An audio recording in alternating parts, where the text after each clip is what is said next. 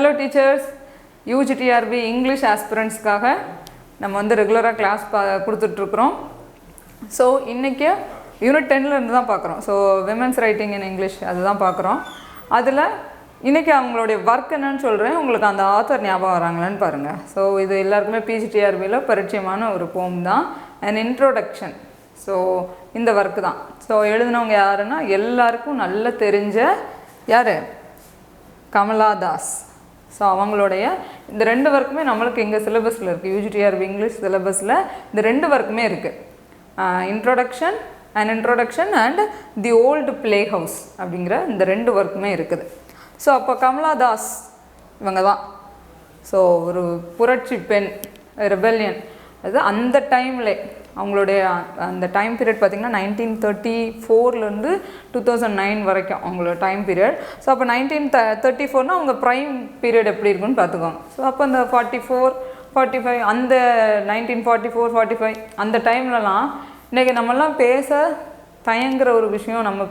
இப்போ நம்ம தைரியமாக பேசுகிறோம். அப்போ எல்லோரும் பயந்த ஒரு விஷயத்த இவங்க தைரியமாக தன்னுடைய எழுத்து மூலயமா என்ன பண்ணுறாங்க, சாட்டை அடி மாதிரி கொடுக்குறாங்க. ஸோ அவ்வளோ தைரியமான ஒருத்தங்களை பற்றி தான் இன்றைக்கி நம்ம படிக்க போகிறோம், கமலா தாஸ். ஸோ அப்போ டைம் பீரியட் பாருங்கள், 1934லேருந்து 2009 வரைக்கும் and iconic figure in Indian literature. So இன்னொரு முக்கியமான விஷயம், அவங்களுடைய சொந்த ஊர் அது கேரளா. ஸோ இங்கிலீஷ்லேயும் எழுதுவாங்க, மலையாளம்லேயும் எழுதுகிறாங்க. இப்போ மலையாளமில் என்ன பேரில் எழுதுகிறாங்க, மாதவி குட்டி அப்படிங்கிற பேரில் தான் மலையாளமில் எழுதுகிறாங்க. பாருங்கள், கான்ட்ரிபியூஷன்ஸ் எந்த லாங்குவேஜுக்குனா both English and Malayalam poetry and prose. And இவங்களுடைய ஒர்க்கில் இருக்கக்கூடிய தீம் என்னெல்லாம் இருக்குன்னு பார்த்தா, complexities of human emotions and female experiences. So mostly வந்து விமன் சென்டர்டாக இருக்கும். ஓகே. அண்ட் இவங்க எப்போ இறந்து போகிறாங்க, 31st May 2009 இன் புனே. பிறந்தது எங்கன்னு பார்த்தீங்கன்னா புனையூர் குளம், கேரளாவில். ஓகே, 31st March 1934 புனையூர் குளம் கேரளாவில் பிறக்கிறாங்க. இறக்குறது எங்கே, புனேயில் இறந்து போயிடுறாங்க. ஸோ அவங்களுடைய அப்பா ஃபேமிலி எல்லாமே ஒரு நல்ல ஒரு இன்ஃப்ளூயன்ஸ் இருக்கக்கூடிய ஒரு ஃபேமிலி. இன்ஃப்ளூயன்ஸ் மீன்ஸ் அவங்களுமே ஒரு பொயட் தான். இவங்க அம்மா பொயட், அவங்களுடைய கிராண்ட் ஃபாதர்லாம் பொயட் தான். அப்போ இவங்க அப்பா வந்து VM Nair, senior executive in news paper. அவங்க அம்மா யார், நலப்பட் பாலமணி அம்மா. அவங்களுமே ஒரு பொயட் தான். So renowned Malayalam poet. So surrounded by a literary family, she began writing poetry at a very young age. So சின்ன வயசில் எழுத ஆரம்பிச்சா, அது மாதிரி ஏர்லி மேரேஜ் தான். ஸோ அந்த மேரேஜ் லைஃப் அது எப்படி இருந்தது, இது எல்லாத்தையும் பற்றி தான் நமக்கு இந்த மை ஓல்டு பிளே ஹவுஸில் வந்து பேச போகிறாங்க. அப்போ இவங்க எழுதின முக்கியமான ஒர்க்லாம் என்னென்ன அதெல்லாம் பார்க்கலாம். அப்போ இவங்களை யார் கல்யாணம் பண்ணுறாங்க, at the age 15 to Madhav Das.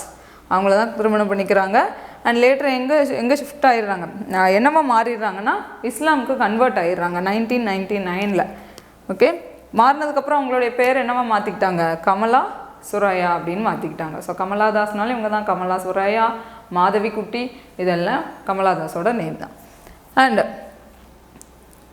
So எங்களுடைய பொயட்ரி கலெக்ஷன்ஸ்னு பார்த்தா, சம்மர் இன் கல்கட்டா 1965 வருது, the descendants, the old play house and other poems. So these are the poetry collections. And the savage rite and only the soul know how to sing, இதெல்லாம் poetry collection.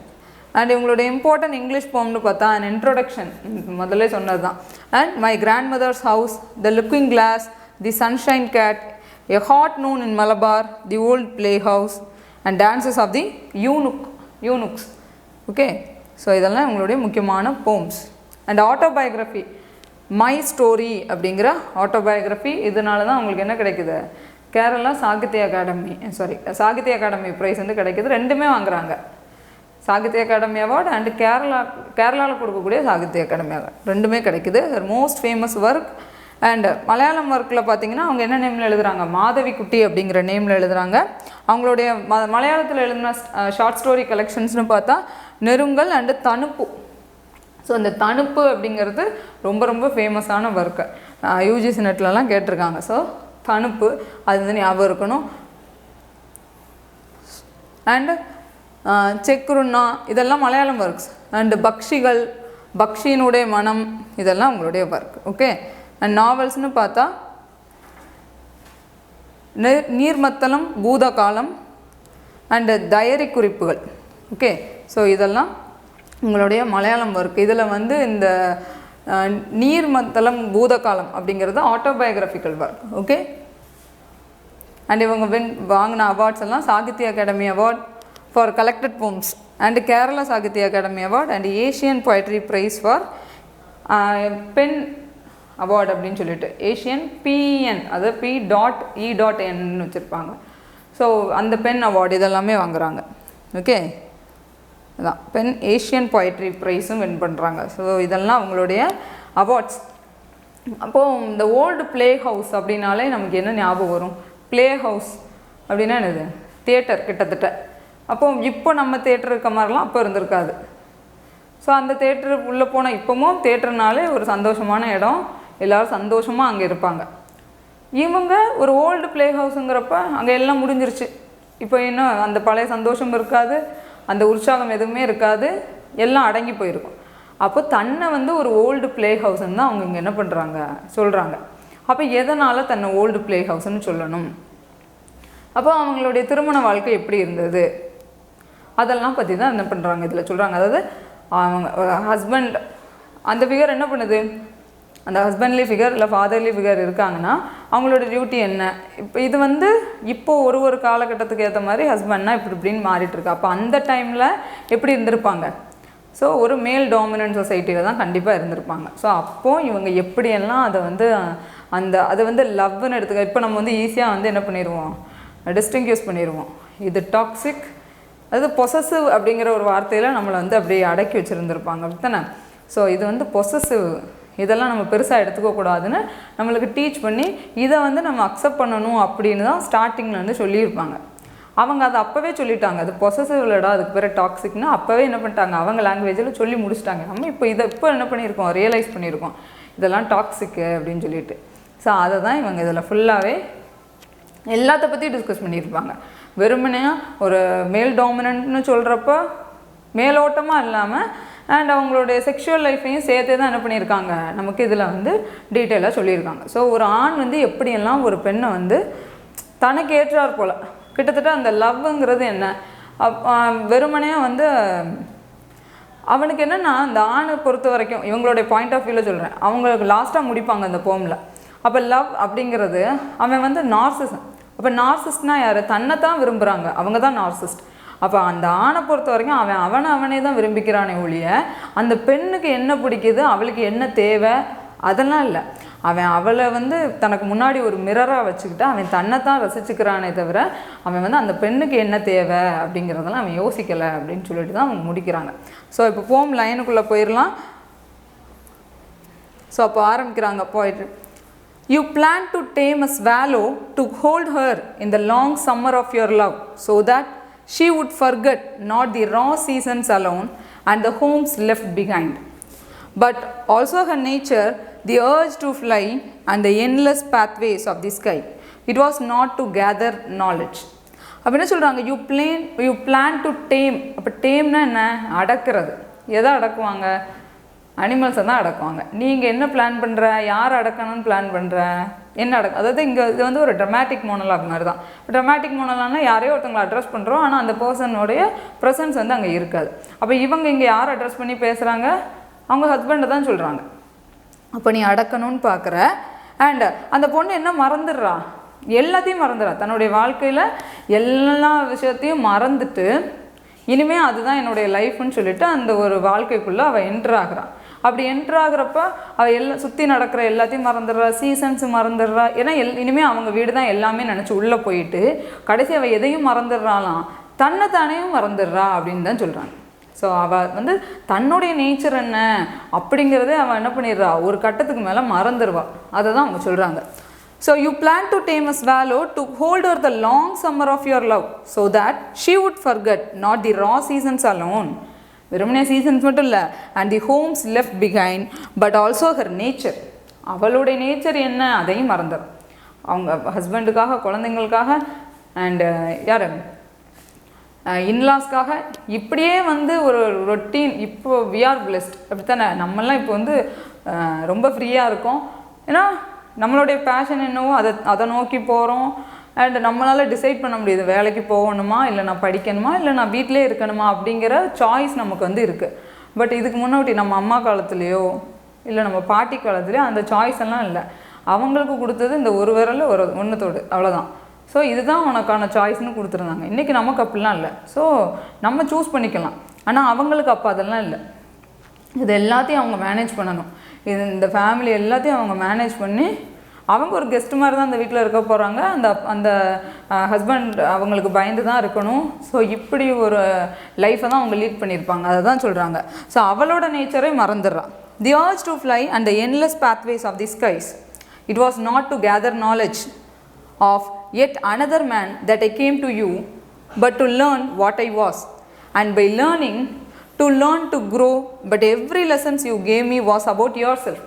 அவள் வந்து இப்படி சிறகடிச்சு பறந்து வெளியே போயிட்டோம் அப்படிங்கிற மாதிரி ஒரு பிம்பத்தை ஏற்படுத்திட்டு அவள் போனால் கூட அவள் அங்கே வந்து எதையாவது கற்றுக்கிட்டாளான்னா அந்த லேர்னிங் ப்ராசஸில் எதை மட்டும்தான் கற்றுக்குறான், நீ யார் அப்படிங்கிற, அதாவது அந்த ஹஸ்பண்ட் யார் அவங்கள மட்டும்தான் கற்றுக்குறாங்க. அப்போ தான் அவங்கள பார்த்து சொல்கிறாங்க, lesson you gave me was about your self. நமக்கு என்ன பிடிக்கும், நமக்கு என்ன செய்வாங்க, அதெல்லாம் நம்ம யோசிக்கக்கூடாது. அவங்களுக்கு என்ன பிடிக்கும், அவங்க எதை சாப்பிடுவாங்க, அவங்களுக்கு என்ன தேவை, அவங்க நம்ம இது பண்ணால் அவங்களுக்கு பிடிக்காது, இதை தான் வந்து நமக்கு என்ன பண்ணிட்டாங்க, ரிஜிஸ்டர் பண்ணிட்டாங்க உள்ள ஃபுல்லாகவே. அந்த மேரேஜ் லைஃப்பில் ஃபுல்லாக இந்த ரிஜிஸ்ட்ரேஷன் ப்ராசஸ் தான் ஒரு கிட்டத்தட்ட ஒரு 5-6 வருஷத்துக்காக சொல்லுவாங்க. சக்ஸஸ்ஃபுல் லைஃப் லீட் பண்ணால் ஒரு 10 வருஷம் பல்ல கடிச்சிட்டு உட்காந்துட்டோன்னா அப்புறம் அது பழகிடும். அதுதான் இவங்களும் சொல்கிறாங்க. கிட்டத்தட்ட என்ன ஆகுது, அந்த அவங்கள நம்மள்கிட்ட வந்து ரிஜிஸ்டர் பண்ணிட்டு இருக்காங்க. எனக்கு இது பிடிக்கும், எனக்கு இது பிடிக்காது, இதை நீ பண்ணணும், இதை நீ பண்ணக்கூடாது அப்படின்னு. நம்ம கம்ப்ளீட்டாக யாரை தான் கோத்ரூ பண்ணி உள்ளே ஸ்டடி பண்ணிகிட்டு இருக்கோம்னா அந்த ஹஸ்பண்டை மட்டும்தான் ஸ்டடி பண்ணிகிட்டு இருக்கோமா. நம்மளை நம்ம மறந்துடுறோம், நம்மளோட நேச்சரை மறந்துடுறோம். அந்த லேர்னிங் ப்ராசஸில் நான் வெறுமனையாக அந்த ஹஸ்பண்டோட நேச்சரை மட்டும்தான் படிச்சுக்கிட்டு இருக்கேன்னு சொல்கிறாங்க. Okay, you were pleased with my body's response, its weather, its usual shallow convulsions. You dribbled spittle into my mouth. You poured yourself into every nook and cranny. அப்போ என்ன சொல்கிறாங்கன்னா, நீ வந்து என்னை வந்து அடக்கி ஆள்ற, கிட்டத்தட்ட அந்த செக்ஷுவல் லைஃப்பை பற்றி பேசுகிறாங்க. ஸோ உனக்கு என்னோட ஏதாவது வெதர் மீன்ஸ் நம்மளுடைய உடம்புல உள்ள ஒரு நேரங்களில் நம்ம உடம்பு வந்து ஒரு மாற்றம் அடையும். ஸோ என்னுடைய வெதர் கண்டிஷன், என் உடம்புல இருக்கக்கூடிய எந்தெந்த டைமில் என்னென்ன மாதிரியான வெதர் இருக்குங்கிறது முதற்கொண்டு உனக்கு தெரியும். ஸோ நீ எல்லாமே நீ என்கிட்டேருந்து நீ அனுபவிச்சுக்கிற. ஓகே, ஸோ அந்த செக்ஷுவல் லைஃப்பை பற்றி பேசுகிறாங்க.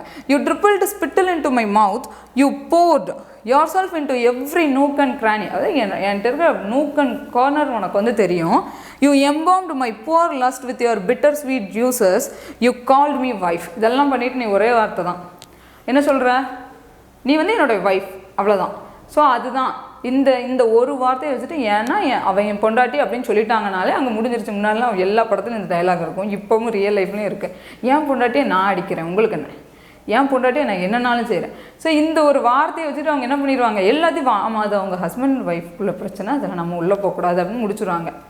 ஸோ இதை தான் அவங்களும் சொல்கிறாங்க, யூ கால். இதெல்லாம் நீ வந்து உன்னை பற்றி தான் நான் படிக்கணும்னு நினைக்கிறேன், உன்னை பற்றி தான் நான் தெரிஞ்சுக்கணும்னு நினைக்கிறேன், இதெல்லாம் பண்ணுறேன். ஸோ செக்ஷுவல் லைஃப்லேயும் உன்னோட டாமினன்ட் தான் அதிகமாக இருக்குது. இதெல்லாம் பண்ணிவிட்டு நீ என்ன சொல்கிற, என்ன யூ கால் மீ வைஃப் அப்படின்னு சொல்லிட்டு அடுத்து சொல்கிறாங்க, I was taught to break saccharine in to your tea and to offer at the right moment the vitamins. அப்படின்னா எனக்கு வேலையே என்ன, உனக்கு டீயில் சுகர் கரெக்டாக இருக்கா, உனக்கு கரெக்டான நேரத்துக்கு சாப்பாடு போய் சேருதா, அதை நான் கொடுக்குறேன்னா, இதெல்லாம் தான் என்னுடைய வேலையாக இருக்குது. ஸோ டீயில் வந்து சுகர் கரெக்டாக இருக்கா, உனக்கு தேவையான அந்த விட்டமின்ஸ்லாம் கிடைக்குதா, அப்போ கரெக்ட் நேரத்துக்கு கரெக்டான சாப்பாடு அவங்களுக்கு பிடிச்ச மெனுவாக நம்ம கொடுக்கணும். And covering beneath your monstrous ego, I ate the magic loaf and become என்ன சொல்கிறாங்க, a dwarf. அப்போ டார்ஃப்னா என்ன அர்த்தம், குள்ளமாயிட்டோன்னு அர்த்தம். அப்போ இவர் என்ன பண்ணுறாராம், covering beneath your monstrous ego. So உன்னோட அந்த ஆண் அப்படிங்கிற அந்த ஈகோவுக்கு முன்னாடி நீ இதெல்லாம் சாப்பிட்டு தெம்பாக இருந்து உன்னோட ஈகோவை என்கிட்ட காமிக்கிற. So monstrous ego. ஆனால் நான் எப்படி இருக்கிறேன், ஒரு மேஜிக் லோஃப் அப்படின்னா என்ன, ஒரு அடிமைத்தனத்தை நம்ம உள்வாங்கிக்கிட்டு நம்ம என்னவா மாறிடுறோமா, பெண்கள் ஒரு குள்ளமாக மாறிடும். அதான் ஒரு குள்ளன், அதான் டார்ஃப். நீ வந்து மான்ஸ்ட்ரஸ் ஈகோ, இப்படி ஜெயஜாண்டிகா நிற்கிற ஆண் அப்படிங்கிற ஒரு தைரியத்தில் அந்த ஒரு ஈகோவில் நீ நிற்கிறப்ப நான் எப்படி இருக்கிறேன், உனக்கு கீழே அப்படி சுருங்கிடுறேன் அப்படின்னு சொல்கிறாங்க. Okay, covering beneath your monstrous ego, I ate the magic loaf and become a dwarf. So குள்ளமாக மாறிடுவேன். I lost my will and reason to all your questions I mumbled incoherent replies. So என்ன பண்ணுறாங்களா, எல்லாத்தையும் நான் இழந்துட்டு என்ன பண்ணுறேன், நீ கொஷின் எதுவும் என்கிட்ட கேட்குறேன்னா நான் வந்து பயத்தில் உளறேன். அவர் என்ன கேள்வி கேட்க முன்னாடிலாம் பார்த்துருப்போம், பயத்திலே தான் இருப்பாங்க. ஏன்னா எப்போ சண்டை வருமோ எதுவும் சொல்லிடுவாங்களோ, அவங்க சொன்ன வேலையெல்லாம் நம்ம கரெக்டாக பண்ணணுமா, இந்த பயத்திலே இருப்பாங்கள்ல. அப்போ அவர் வந்து நார்மலாக எதுவும் இவங்கள்ட்ட அதுக்கான கரெக்டான பதில் இருக்கலாம், ஆனாலும் பயத்தினால என்ன செய்கிறாங்க, அப்படியே உளருவாங்களாம். ஸோ அதான் சொல்கிறாங்க, to all your questions I mumbled incoherent replies. தடுமாறி அந்த பதிலை வந்து கொடுக்குறாங்க. The summer begins to pall. I remember the rudder breezes of the fall and the smoke from the burning leaves. Your room is always lit by artificial lights. Your windows always shut.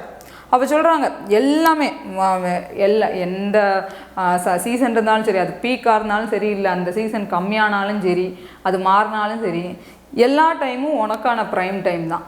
நீ என்ன பண்ணுற, உன் வீட்டில் எல்லா பக்கமும் உன்னோட வாடை தான் இருக்குது, அது ஆண் அப்படிங்கிற வாடை மட்டும்தான் இருக்குது. ஏன்னா அவருக்கு பிடிச்சது தான் எல்லாமே இருக்கும், அவர் சொன்னபடி தான் நம்ம எல்லாம் செய்யணும்.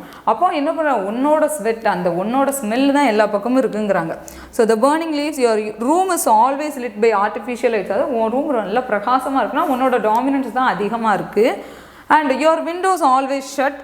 Even the air conditioner help so little. So air conditioner இவங்களுக்கு அந்த புழுக்கம், அதாவது சஃபோகேட்டிங், என்னென்னா ஒரு வித மூச்சு முட்டல், நமக்கு வந்து ரொம்ப எங்கேயாவது பேசணும்னு தோணும் எதிர்த்து, ஆனால் வந்து அந்த டைமில் பேச முடியாத அளவுக்கு நிற்கிறோன்னா இங்கே அப்படியே அடைக்கிற மாதிரி இருக்கும். அழுகையை அடக்கினாலோ இல்லை கோபத்தை அடக்கினாலோ அப்படி என்ன பண்ணுவோம், இதை நிறைய பேர் எக்ஸ்பீரியன்ஸ் பண்ணியிருப்பாங்க. இந்த பக்கம் என்ன பண்ணணும், நம்மளுக்கு அப்படியே அடைக்கிற மாதிரி இருக்கும். ஏன்னா நம்மளால் ஒன்றும் சொல்லவும் முடியலை, அது ஒரு சஃபோகேட்டிங், அப்படி மூச்சு திணற மாதிரி இருக்கும். என்ன ஒன்றும் பண்ணவும் இல்லை, பேசவும் முடியல. அதான் சொல்கிறாங்க, even the air conditioner help so little, all pervasives is the male scent of your breath. So எல்லாமே உன்னுடைய வாடை தான். The cut flowers in the vases have begun to smell of all human sweat. So அந்த flower வாஸில் என்ன பண்ணியிருப்போம், பூவெல்லாம் cut பண்ணி வச்சுருப்போம் அழகுக்காக, அந்த வாசனை கூட எனக்கு வரமாட்டேங்குது. அங்கேயும் யார் வாடை தான், உன்னோட வாடை தான். ஸோ ஹியூமன்ஸ் வெட்டுக்குள்ள ஸ்மெல்லு தான் இருக்குது. There is no more singing, no more dance, my mind is an old play house. Title card வந்துருச்சா. என்ன சொல்கிறாங்க, அந்த பிளே ஹவுஸ்னாலே அங்கே பாட்டு இருக்கணும், டான்ஸ் இருக்கணும், சந்தோஷம் இருக்கணும், இது எதுவுமே இல்லை என் லைஃப்பில். நான் எப்படி ஆகிட்டேன், ஒரு ஓல்டு பிளே ஹவுஸாக தான் இருக்கிறேன். My mind is an old play house அப்படின்னு சொல்லிட்டாங்க.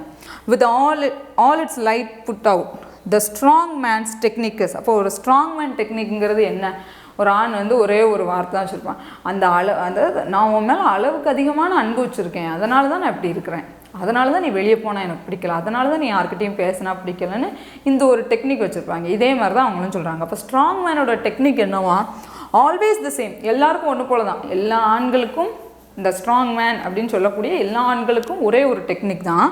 He serves is love in leather doses. அப்போ நீ உன்னுடைய அன்பை செலுத்துறது எல்லாம் ஹார்ம்ஃபுல்லாக தான் இருக்கும். அது யாருக்கும் வந்து அது அன்பை தர்ற மாதிரிலாம் இருக்காது. அப்போ அது எப்படி இருக்குது, ஏதோ ஒரு விதத்தில் எனக்கு அது பிடிக்காததாக இருக்கலாம், எனக்கு அது வந்து உடன்பாடு இல்லாமல் இருக்கலாம்.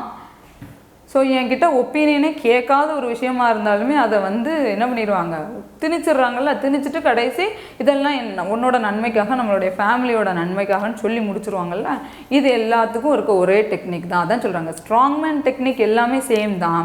அவங்க லவ்வை எப்படி தான் கொடுப்பாங்களாம், அது ஒரு லெதல் டோசஸ் மாதிரி தான் கொடுப்பாங்க. ஓகே, அது நமக்கு பிடிக்குதோ இல்லையோ, அது வந்து ஒரு கொடூரமான ஒரு அன்பு செலுத்துறதுங்கிற மாதிரி தான் அவங்க சொல்கிறாங்க. And for love is Narcissus at the waters edge. அப்போ நார்சிசிஸ்ட் யார், நார்சிஸ் ஒரு ஃப்ளார் அப்படின்னு பார்த்துருப்போம் நம்ம வந்து பிஜிடிஆர்பி படிக்கிறப்போ அடிக்கடி இந்த வார்த்தை. ஸோ நார்சிஸ் எந்த டைம் எதெல்லாம் வந்திருக்கும், கீட்ஸோடைய அடோனை போம்லையும் நம்ம பார்த்துருப்போம். அவன் நார்சிஸ் யார், தன்னைத்தானே பார்த்து தன்னை வந்து ஒரு நாள் ஒரு தண்ணி குட்டையில் வந்து அவன் முகத்தை பார்த்துட்டு அவனுக்கு மேலே காதல் வந்துடுது. ஸோ செல்ஃப் லவ் அதுதான். கடைசி அவனுக்கு அவனே அடையணும்னு ஆசை, அந்த லவ்வை நான் போய் தேடி போகணுங்கிறதுக்காக அந்த குளத்துல விழுந்து என்ன பண்ணிடுறான், இறந்து போயிடுறான். ஸோ அவன் தான் நார்சிஸ். அப்போ நார்சிஸுங்கிற யார், extreme love for extreme self love தான் நார்சிஸ், அப்படி உள்ளவங்க. அப்போ இங்கேயுமே அதான், லவ்வுங்கிறது என்னென்னா தன்னைத்தானே விரும்பிக்கிறது தான்.